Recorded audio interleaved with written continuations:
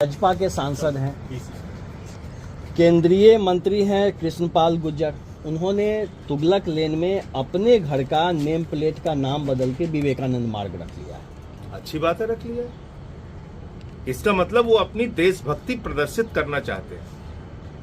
अच्छी बात है। उन्होंने मुगल क्रूर शासकों के खिलाफ आवाज उठाई, लेकिन फिर दूसरा पक्ष मोदी जी का यह है कि जब अमेरिका से उनका दोस्त राष्ट्रपति ट्रंप आता है तो उसको वो ताजमहल देखने के लिए भेजते हैं। किसने बनवाया ताजमहल? शाहजहां ने, मुगल शासक था। ओबामा को ताजमहल देखने के लिए भेजते हैं। किसने बनवाया? शाहजहां ने, मुगल शासक था। और छोड़ दीजिए, ट्रूडो हो, जितने भी राष्ट्रपति आते हैं उनको आप कहते हो जाके ताजमहल देखो, ये सबसे अच्छा हमारे यहाँ बिल्डिंग बना हुआ। किसने बनवाया उसको? मुगल शासक। तो उसको जिस दिन तोड़ना हो उस दिन तारीख हमको भी बता देंगे, हम भी फावड़ा उड़ा लेके चलेंगे उनके साथ। चलिए, फिर आ जाइए लाल किला। ये किसने बनवाया? शाहजहां ने बनवाया। हर 15 अगस्त को भारत के जितने भी प्रधानमंत्री हुए वो जाके वहां पे भाषण देते। तो जब भारत आजाद हो गया, आज हिंदुस्तान में देश के लोगों की सरकार है, हिंदुस्तानियों की सरकार है, और इस देश की परिधि में जितनी चीज है वो हमारी है।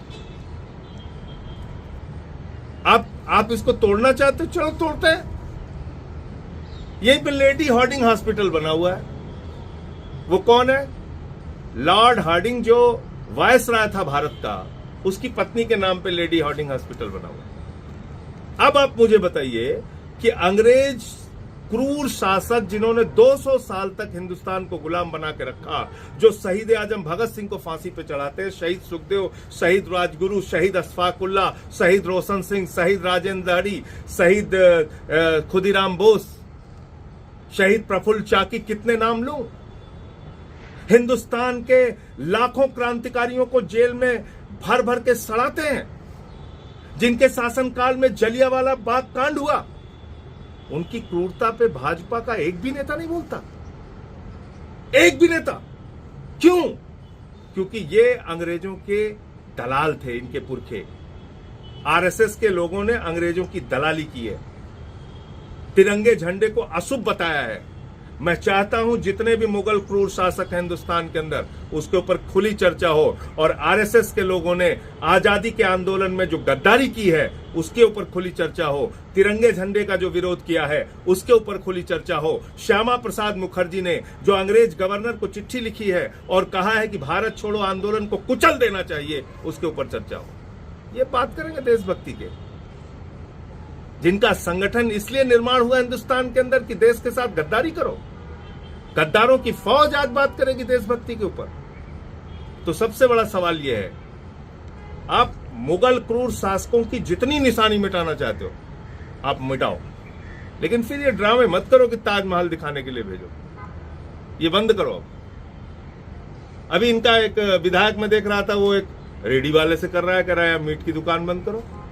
अरे दम है, हिम्मत है तो मोदी से कहो दिल्ली में KFC बंद कराए, मैकडी बंद कराए, सारी एम्बेसी बंद कराएं कि मंगलवार को कहीं भी मीट, मुर्गा, मछली नहीं दिखेगा। रेडी वाले से लड़ रहे हो? तुम्हारी औकात रेडी वालों से लड़ने की है? हिम्मत नहीं है KFC से लड़ने की? हिम्मत नहीं है एम्बेसीज में तुम मीट, मुर्गा, मछली बंद करा दो? ड्रामे कर रहे हो। किस ओर ले जाना चाहते हो देश को? 94 लाख करोड़ रुपए 5 महीने में इस देश की आम जनता का शेयर मार्केट में डूब गया। 16 लाख करोड़ रुपए अपने दोस्तों का नरेंद्र मोदी ने माफ कर दिया। देश में 100 साल की आर्थिक असमानता आ गई, अमीर और गरीब के बीच की खाई बढ़ गई। 100 करोड़ लोगों के पास अपनी जरूरत के अतिरिक्त कुछ भी खरीदने की शक्ति खत्म हो गई। महंगाई आसमान पे पहुंच गई। टैक्स के बोझ के तले आम इंसान दबा जा रहा है। आप एक चर्चा नहीं करना चाहते उस पे। आप इन बातों की चर्चा करके असली मुद्दों को, जिंदगी की दुश्वारियों को, इंसानों की गरीबी को, बेरोजगारी को दबाना चाहते हैं। रोज नए ड्रामे।